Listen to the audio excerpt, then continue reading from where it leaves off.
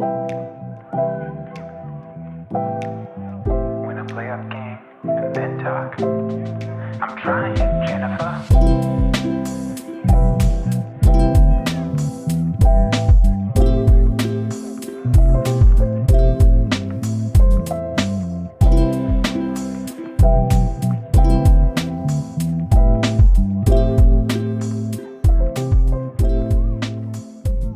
Rip City, what is going on? We are back again. This is episode 99.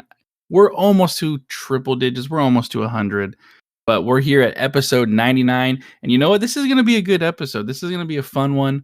We get to talk about winning Blazer basketball. But before we get into that, I'm Alex, and I'm joined here with Fawad. Fawad, how are you doing tonight?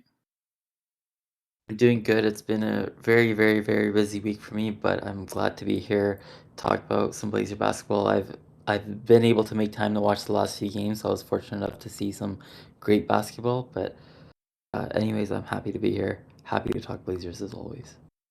Yeah, I mean, it's been a busy week for the Blazers. It's been a busy couple weeks for the Blazers. They've put on a couple little win streaks here. We've won a couple. We've won a couple of our just a couple games, you know. So for those of you that are looking fully for the tank, it's not looking too good for you right now because we have been rolling. Granted, half of these games, actually not half, majority of these games have been against the Eastern Conference, which is something we talked about a while ago about how we pretty much were only playing the Western Conference teams and that our schedule was going to get a little bit easier. And so we did what we were supposed to do. We won the games we should have won against the East. And on top of that, we've won a couple extra. The last 10 games, we are 8-2, Fawad. 8-2, which is absolutely crazy to say. What was that? The last 9 games were 8-1, so even better. Correct. And we are now 21-29. For those of you that were hoping for, like I said earlier, hoping for the tank, we're probably not going to get the number one pick. We're not going to have good odds. We're 21-29. We're actually real close to, I think we're 4 games back from the 10th seed to the play-in.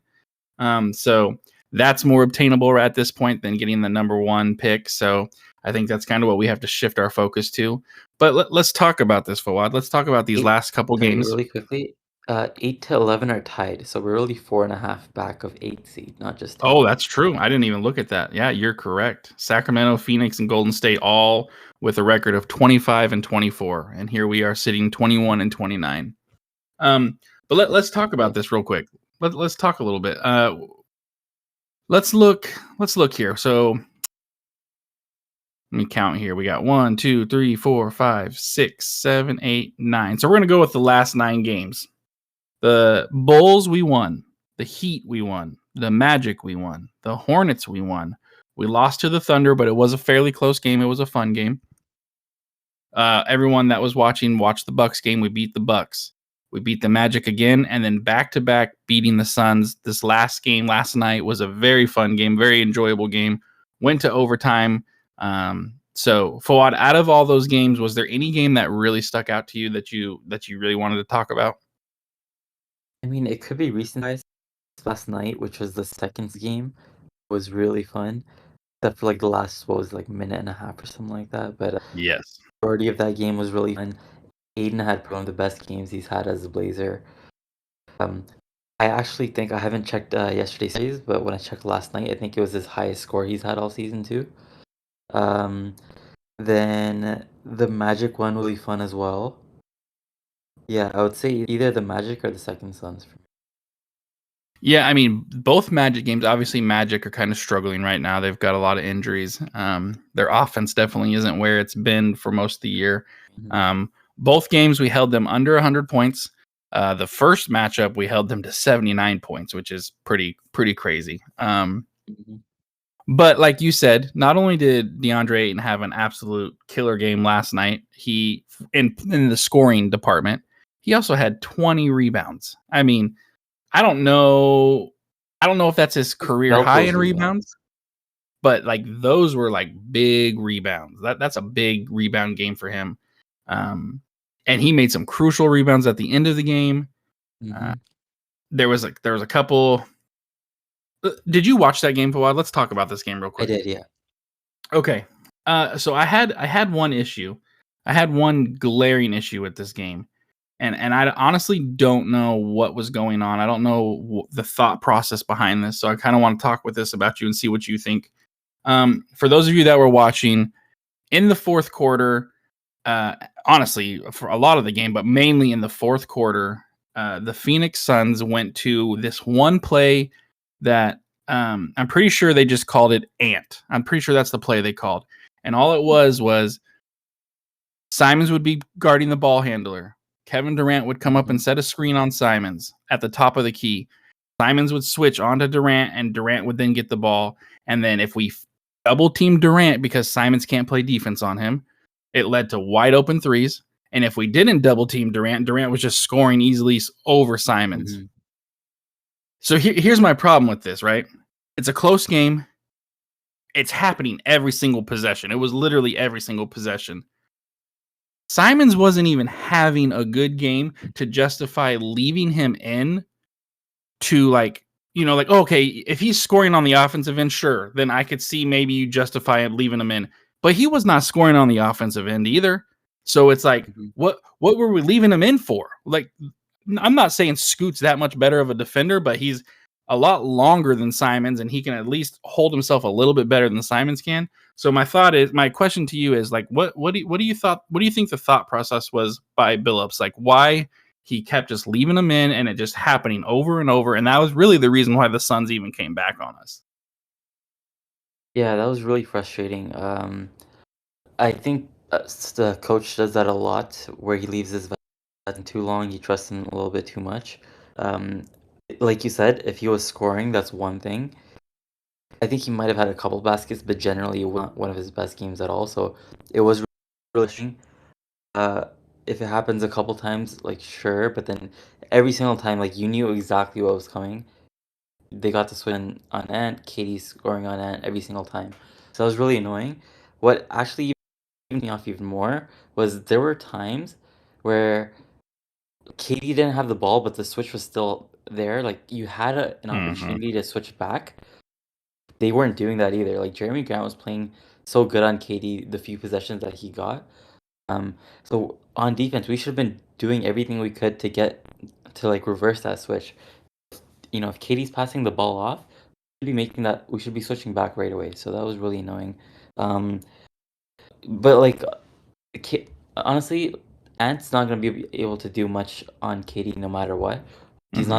He's not the best defender anyways, but at his size, even if he was a good defender, he's not doing much. So if he's not scoring well on offense, at least try to change something up defensively. Don't allow the switch that easily. But they're still getting that switch. I think for at least a few possessions, we should have subbed him off. We can have any more success with Scoot or maybe with someone else. But I think we were way too. I don't know if it's lazy or like complacent, but we should not have let that happen that many times. Well, and you brought up a good point, right? Like they had time to kind of switch back a couple times. Not only Mhm. did they have time to switch back and put someone a better defender on Durant, there were screens that Simons could just fight over and not have to Yeah. switch. Like they were Hmm. lazy screens that he could just get over, but it's just like this default. I'm just gonna switch on every screen because I'm not gonna fight over anything, even when the screens aren't doing anything. That frustrated me. And then on top of everything, this game goes into overtime, right? Simons is not having a good game. Simons is uh, uh, airballing potential game-winning shots or game sealing shots. He at one point airballs a shot. We get the rebound. It doesn't hit the rim. Like clearly doesn't hit the rim. I mean, it was a laser beam off the backboard. And instead of like, and Aiton gets the rebound, passes it right back out to him, and like instead Simons like backs up to half court, and it's like, what you would have had an open three right there. Like there was just a lot of things, and on top of that, you got all these guys playing 40 plus minutes, and then you got Scoot and Shaden, and playing 19 minutes for Shaden and 22 minutes for Scoot. I mean, like I said, I would get it if Simons was having a good game offensively. He had 10 assists. I mean, I'll give him that he had 10 assists, but like that's not those assists weren't like enough to justify keeping him in. I mean, Mhm. Scoot played 22 minutes and had 6 assists, had more points than Simons did, shot more efficiently than Simons did. So it's like I don't know what we're doing. I don't understand it. It actually makes the value of Simons worse when you're just forcing him on everybody if we're trying to trade him, which I'm to the point now where I don't think we're sending anybody. But yeah, it was a fun game. Like I don't want to just like we won and that was a great game. And even if we had lost, it was still a fun game. It was a competitive Yeah. game. It just was frustrating seeing that offensive possession against Simons every single time, and no changes being made. That part was frustrating. But other than that, it was a fun game. It was really competitive. Denny kind of had a bonehead foul at the end of the game to give them 3 free throws, and Devin Booker Yeah, that was choked on one of frustrating. them. But it was a good game. Tamani, I mean, I don't know. I Five don't know what threes. else. I don't know what else he can do if there is someone that is not sold on him being a very good player for us. That dude is. I am so happy we have him. Like I cannot wait to watch for many years. Watch him play, and I know the Suns were just pissed because he was doing everything. He was giving Kevin Durant fits on the defensive end. Like Kevin Durant could not score on Tumani. And then Jeremy Grant, like you said, he played good on defensively too on Kevin Durant. So, oh man, it was a fun game. It really was. If you guys missed it, Speaking of it was a good game.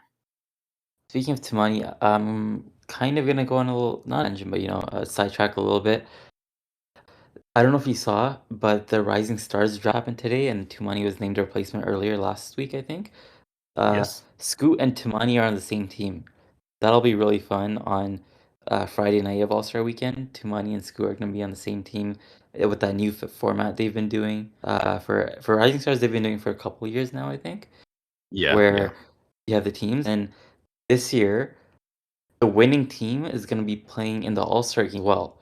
So there's a very good chance that Scoot and Tumani are gonna be playing in the All Star game on Sunday. Assuming they win That'd be the fun to watch. the the Rising Stars game, that'll be really fun to watch. And Well, Tumani's gonna bring that energy if he plays against like you 100% know he's going to, and it's going to be so fun to watch. You talked about All Stars, so let's talk about something that absolutely shocked the NBA world. Um, if you're listening to this and you don't know what I'm about to say, I don't even know. Like you must there's be people living who under a rock. don't watch basketball who know what you're about to say. Like Yeah, it sent shockwaves across the world. you must be living in the boonies with no Wi-Fi because there's no way you have not heard that for whatever reason. Although I think I have my opinions on why, but for whatever reason, the Dallas Mavericks traded Luka Doncic to the Los Angeles Lakers for Anthony Davis and a 2029, I think, first round pick. First things first, Fawad, just what's your reaction to that? When you saw it pop up on your phone, what was your thought? It was crazy. Let me actually walk you through it. It was happening during the what was it, the first Suns game, I think? Yeah. Yep. So watching the game on my phone, like it's on the side. I'm on my laptop with my phone set up on the side watching the game. Um, I've been watching the game for a while, and I'm like, hey, I haven't checked, and my notifications don't show up when I'm like watching something. I'm like, hey, I haven't checked my notifications in a little bit. So I like do like the little swipe down, and I see there's a notification from Twitter. I'm like, oh, let me see what that is. It's like literally just now, like it came that moment when I checked my notifications. I see Sham's tweet, like Lakers trade AD for Luka Doncic, and I'm like, hold on, like what? Like I had to read it like 4 times to even comprehend it. Because first I was like, wait, why would Lakers trade AD? And I was like, wait, hold on, like Mavs traded Luka? I was just like, what is going on? I messaged every single person I know. I was like they were like, there's no way that's real. I was like, I'm pretty sure it's real unless he was hacked. And then my entire friend group and apparently like everyone around the world, everyone was just like, oh, for sure Shams got hacked. And then I was like, okay, you know what? Maybe he did get hacked. I could see it. But then he tweeted the follow up, and it's like, yes, this is real. Even then, I was like, okay, maybe it's just a hacker tweeting twice. But then Chris Haynes confirmed it as well, and then I was like, oh my god, the craziest piece of NBA news ever, probably any sports news ever. I was like, the only thing that even comes close is the Kawhi and PG to the Clippers, but this like even tops that. It was just Yeah. absolutely insane news, and then everyone's like, "Wait, why did this happen? Like, did Luka ask out? Like, what's going on?" It was just, it was a crazy like for an hour straight. I was just on my phone trying to see anything I could about what happened. It was unbelievable. I'm never gonna forget that day for the rest of my life. Yeah, I mean, I was at a party with some friends. These friends don't watch basketball, don't really know basketball. And so I was trying to when it came across my phone, I freaked out and I was like, "What in the hell did I just read?" And then I'm trying to make them understand it, and I couldn't think of a way to make them understand how crazy it was other than saying, and this isn't necessarily a fair comparison because obviously he's nowhere close to this, but the only way I could get it to them how crazy it was is I was like, it's like the Chicago Bulls trading Michael Jordan. Like, it was just the only way I could try to justify it to them to be like, because they know obviously who Michael Jordan is. Everyone knows Michael Jordan. And I'm like, this is about the only way I can explain it. Imagine the Bulls trade Michael Jordan. Like, it's just, no one would have ever thought 25-year-old top 3 player in the NBA, you know, nothing. There's no rumors that he wanted out, nothing like that. They just made the NBA finals. There was no reason to trade him, and he gets traded. Like, it's just, and for those of you that don't know, there were no rumors of it. It was just silent discussion between the Mavericks and the Lakers. It's almost as crazy as the trade itself, that there was no rumors, Yes.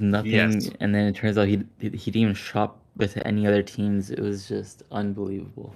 I mean, it would literally be like, and this isn't even a very good comparison, but it would literally be like Joe Cronin taking the very first trade that gets offered for Dame without anyone even know Dame was up on the table, without shopping Dame for anybody, not trying to get anything better, just sending it out and then being like, Oh, well, but yep, there we go. he wasn't even offered it. He made the offer. That's Yeah, like even crazier. that's the crazy thing. And look, Anthony Davis is a good basketball player, right? He's not healthy. He can't stay healthy, but he's a good basketball player. Nowhere in the realm of the NBA do you trade Luka for Anthony Davis. I mean, there's nothing. Now, I'm not going to get into the conspiracies and the things I've read, and honestly, the things I've read make total sense, and I 100% could believe it because it makes more sense with what they were saying with the whole casino stuff and Vegas stuff than just No, I don't trading buy them any of for that no stuff. reason.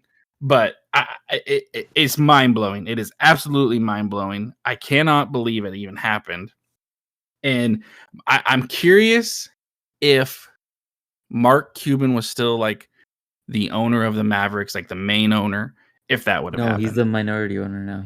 Yeah. He sold his majority stake. I'm curious if when he was the majority owner, if he would have allowed that to happen because it's Oh, zero just, chance. yeah, it's just Not mind blowing to me. like you've Uh, seen that quote, right? From a couple years ago. The Mark uh, Cuban quote. break it out. I don't He's know if I like have. he's like, I would sooner divorce my wife than trade Oh, Luca. yes. Yes. Yeah, So I'm curious there's how no he's chance. feeling right now because he's got to be pissed.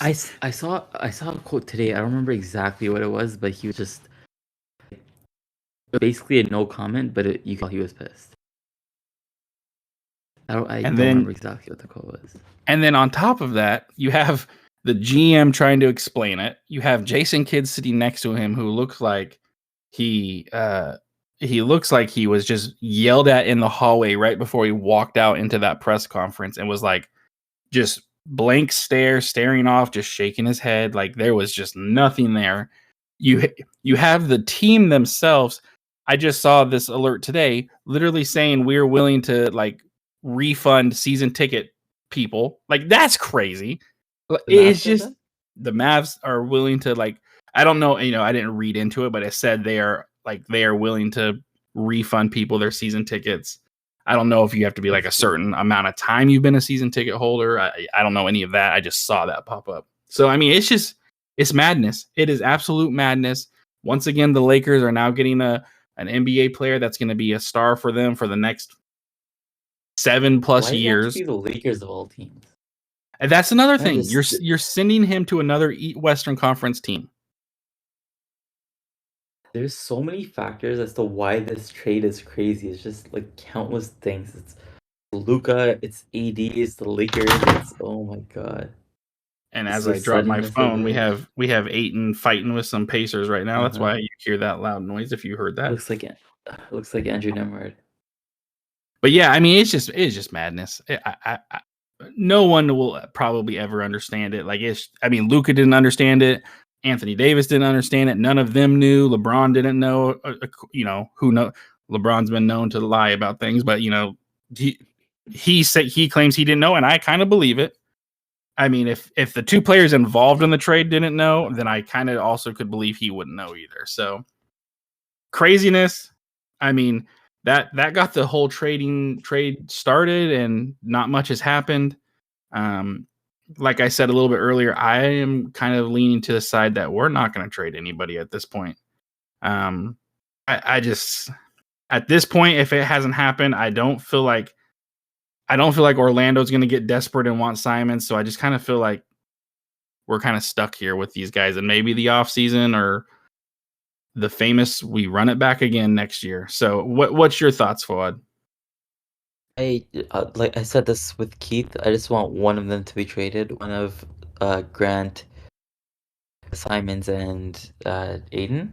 I think Ant is the most likely. I'm hoping that Orlando is desperate. Like they've been losing a lot of games recently, so maybe they're like, we need someone to kind of pick up that offensive load.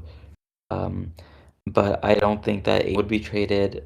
I don't think that Grant would be traded. I think there is like a sliver of a chance that Jeremy Grant is traded, but I think it's going to be unlikely.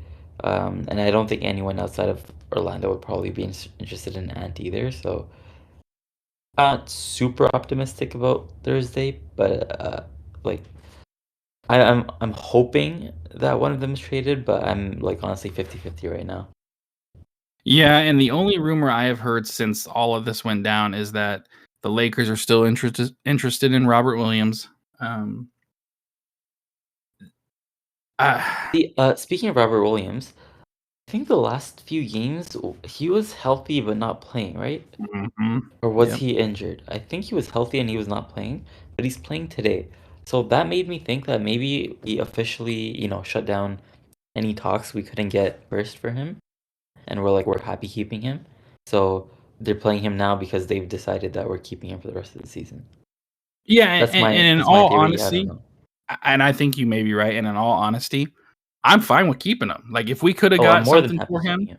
yeah, if we hmm could have got something for him and it was a decent value, I would have been okay with sending them off just because of the injury, history. But I have no problem at all as we get a nice alley oop from Shaden Sharp here. I have no problem at all keeping him, and I'm glad to keep him, and I think he's a great player for us. So if we don't trade our Robert Williams, I have no complaints there. I would love to see, like you said, at least one player, preferably Simons, and then Jeremy Grant. That would be my order of who I'd want. Simons first, then Jeremy Grant. But we got no say in this. We got no control.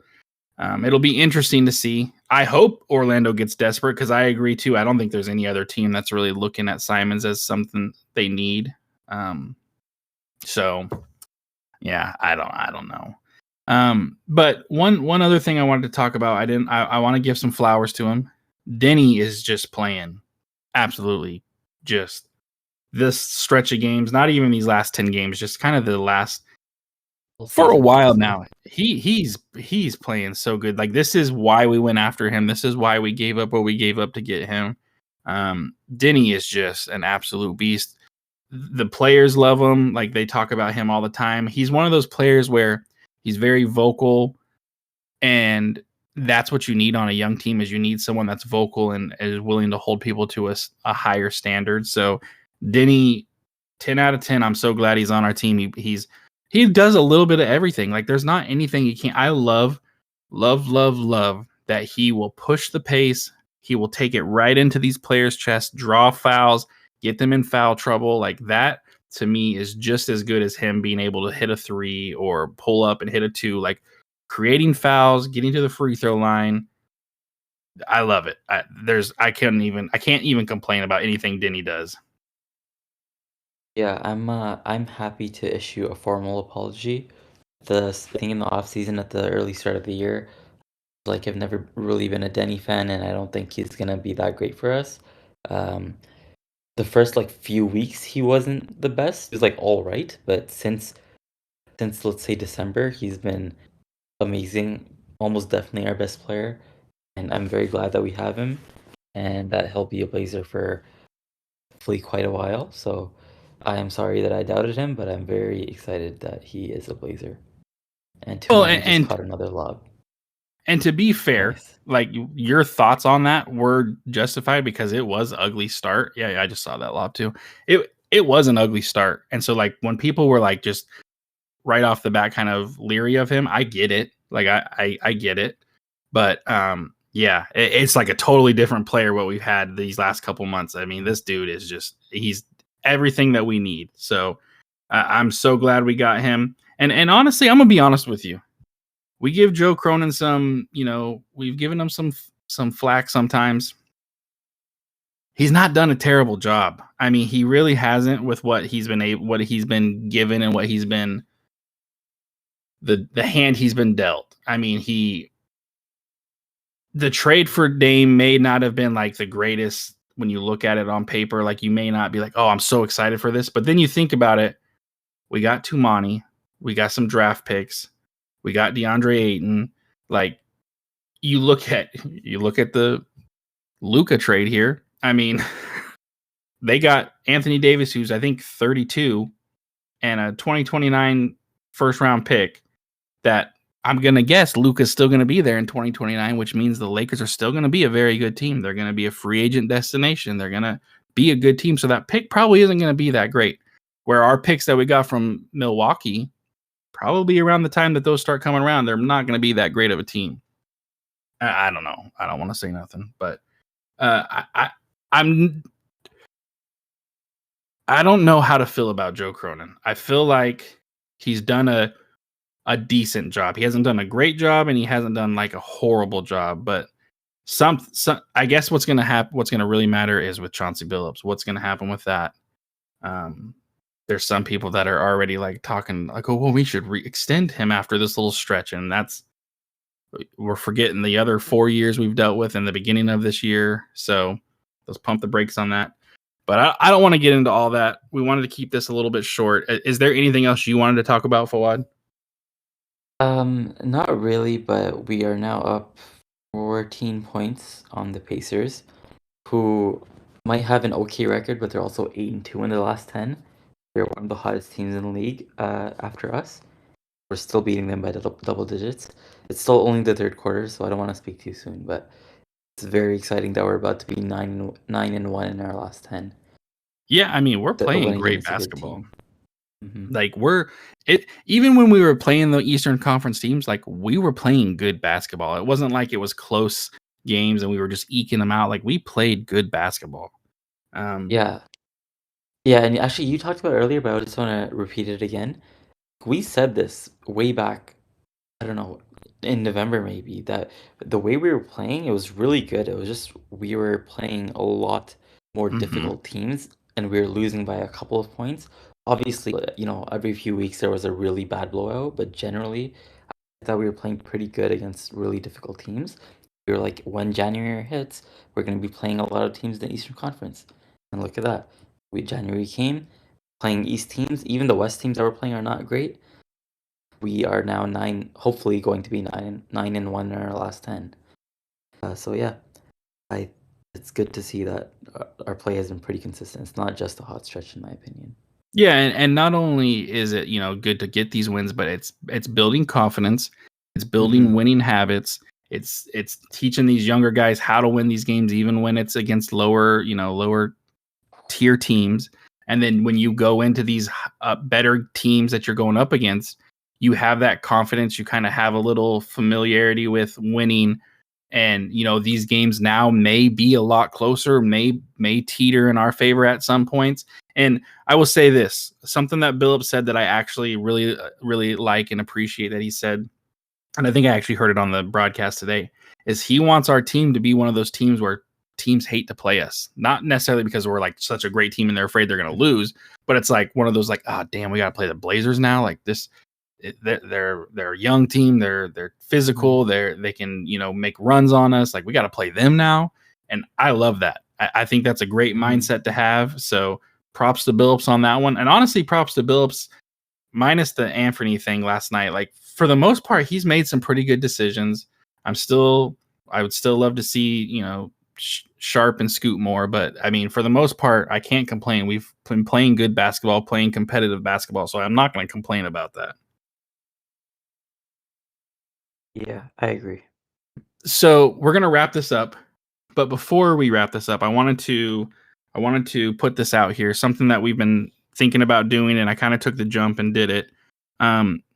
We created a Google phone message line where you can call in after a game or just whenever. You could call tomorrow, you could call whenever, leave a voicemail, react to the game, leave a voicemail talking about something. If a trade goes down, you want to talk about the trade, leave a voicemail.